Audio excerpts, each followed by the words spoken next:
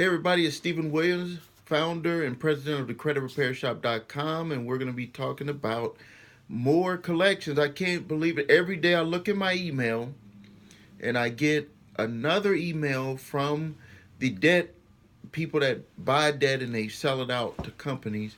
And now there's over $1.4 million that was just released over the holidays in accounts, and it had a nice message on there to to uh, whoever wants to go at it, they can make a ton of money. This was payday loans that were given out. So these are people that defaulted on payday loans, and they're just the money is they're selling it off to companies that want to collect on these collection accounts. And so if you've watched my other videos, but I'll go back through it again. The next thing that they're going to do, and it does state that these accounts were charged off, so they're not going to be with the original creditor anymore. Actually, they're going to be with the collection agency because the company that this is for sale right now. This is uh, debt inventory that is for sale. So we don't even have to worry about with the original creditor. This is going to a collection agency that's going to buy it. They're going to prepare the documents to send out to do phase one of their way to get money is to mail out to the whole list of the people that owe, and they're going to just see who would pay from there. They're going to offer, sometimes they'll offer a settlement at that point. Sometimes they'll just say, you owe us this money and you need to pay it and you need to call us to make arrangements. So that's phase one. Phase two, the people that don't respond, if you don't, when you get that letter, if you don't respond within 30 days saying that you dispute the debt, they're going to automatically have the first piece of the puzzle to take you to court. They go to court and they'll show the judge that they did send out to give you the opportunity to pay the debt, and that you didn't respond. And when you don't respond, the way the court sees it is that it is your debt, not the opposite, like you didn't respond because this debt isn't yours. There's been plenty of people that had debt put in their name solely because of that reason. So then the next step that they're going to do is they're going to have that summons. Well, before they get you in the court, they're going to go from you not responding. They're going to go to the courthouse, get a summons. They're going to use that as proof that they tried to contact you. They're going to get the summons. They're going to have all these answers, questions on that summons. Even if the debt isn't yours or is past statute of limitations or whatever, when you go to court, you have to answer all of those questions that they have on there. Some judges know that you're not an attorney, so they're going to not think that you're going to have to answer all of that, or they'll ask you that in court. But if you go to court, you're going to have the opportunity to fight it and to make them have to prove everything. If you don't go to court, they're going to get a default judgment against you. And you don't want to get into that situation, because if they get a default judgment, then the ball's in their court. They're going to be able to hang that over your head for 20 years.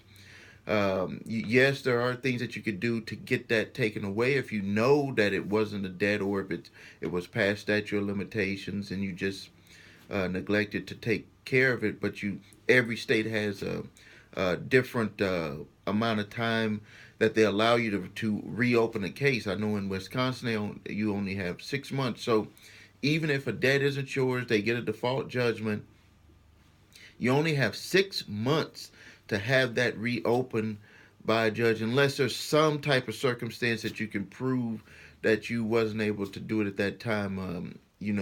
Sometimes they'll allow if you wasn't properly served, but let me just tell you, they are just going gangbusters. The people with the money, these guys, they do more than just collect debt.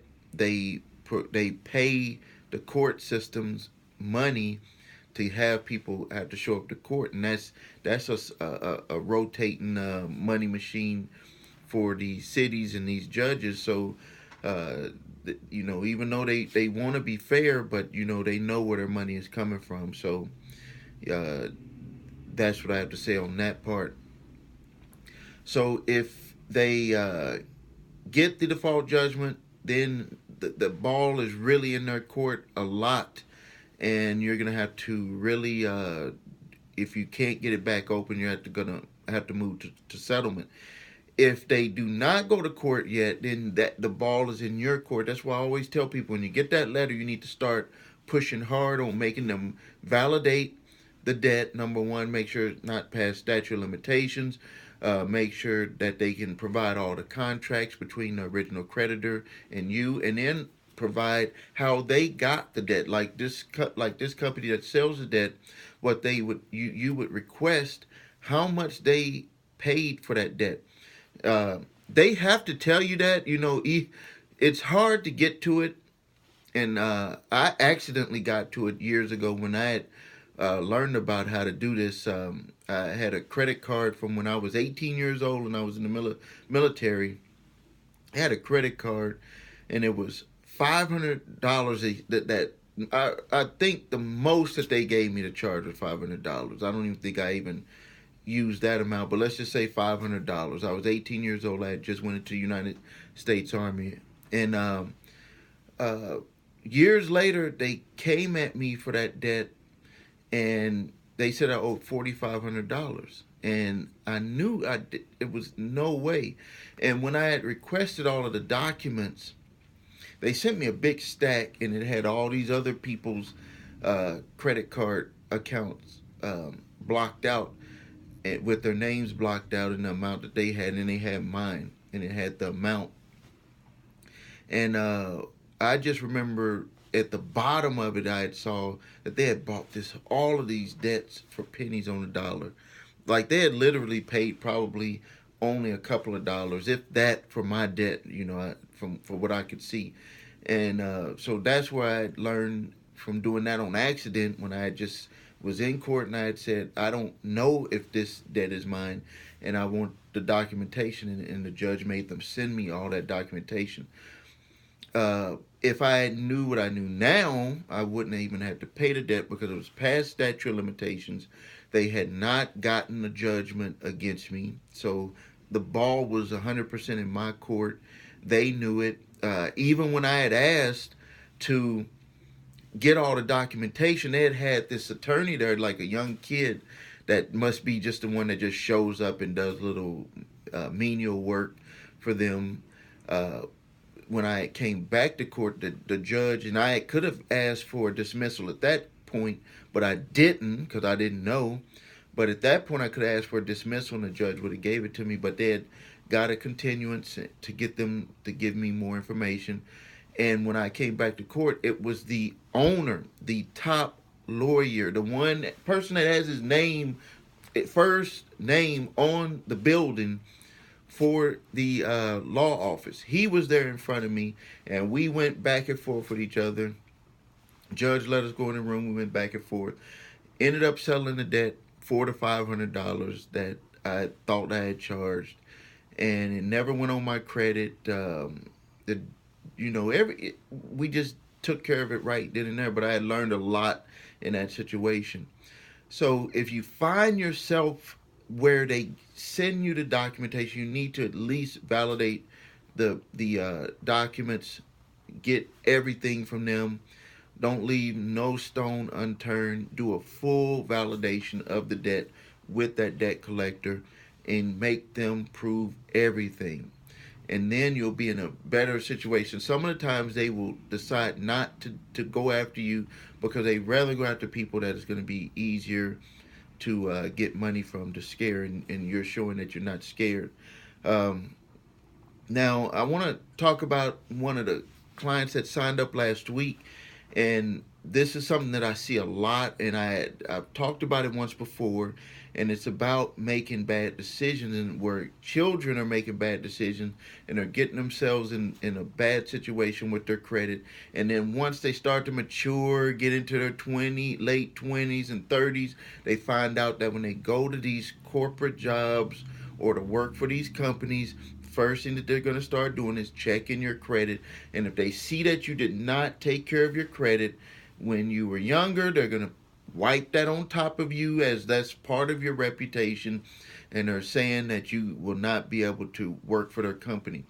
I have a client right now that is in this situation, and their child messed up their credit, and now they are trying to get it repaired to pay off those collections because they know that they're not going to be able to move forward. And I talk about this a lot, but I see on YouTube where a lot of people are just trying to get people to try to figure out some way to just not stand up for their response, be responsible for what they owe to companies. I'm not talking about pay companies 100% of what you might owe them on a collection. I'm talking about settling debts with the companies. I'm talking about if it is proven, you need to face the facts and be ready to move forward. That's what I'm about, moving forward. Um, there was a situation where I had got a company came after me, and it was for another business that I had started years ago. And actually, it was an incorporated business, but there was one debt that had got put into my name, and I had fought it for years, and it had ballooned up to over $100,000. And I was like, "This is just unbelievable." They were because the debt was so much, they were looking at they had looked at my assets during the negotiation phase with them, and and I had fought. The reason why I had fought this was because it was a company that I had never made any money from. I'm talking about I paid all of the money out on this company, and I was just like, and my wife was like, from that business that we that you started back then, you paid out all that money, and then now we have this debt of $100,000 that they're trying to come after us for, and when we did all the documents, my attorney looked at everything. It said that you personally signed for it, and I was like, man, it must have just been something that slipped through. But okay, I'm gonna take responsibility for it, and we're gonna need to do some type of settlement. I own several buildings free and clear, so I didn't want anyone to be able to come and take a building, one of my office buildings or properties or whatever, because I make good income from them.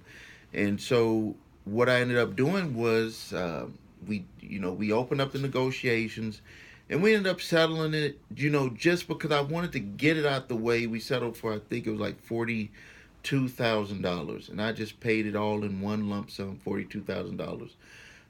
But when I did that, it released. It was just over with. The debt was gone, and probably 2 or 3 months later, I made that plus 2 times more than that back.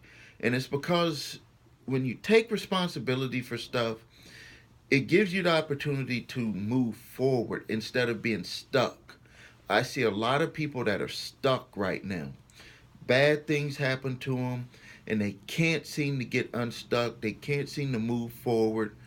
And take it from me, when you face the facts on situations and you look for solutions, and then when you take the most viable solution and get it over with, you're going to be able to move forward. You're going to be able to move forward. That was when I did that. That was years ago. Paid that, made that money back real quick, plus more, a whole lot more. I was able to put more focuses back on my companies and helping people.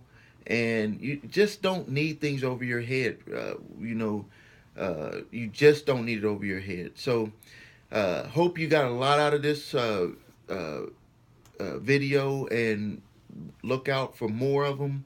Again, you need to think more about moving forward. You need to think more about facing the facts, and taking full responsibility for what's going on in your life, and then get things done and over with when it comes to these collections, because I see collections are just really tearing families apart, tearing people apart, because it's like when someone brings a bill to you and you're not able to pay it, it's like, your life is moving forward and all of a sudden somebody throws something into it and it just scatters it. And I hope that my videos will help you be able to keep things together and to move forward and get those things knocked out and out of the way or resolved or some type of resolution for them so you can move forward in your life. So if you need help with anything, please visit our website, thecreditrepairshop.com. This is Stephen Williams, founder and president of thecreditrepairshop.com. Thank you.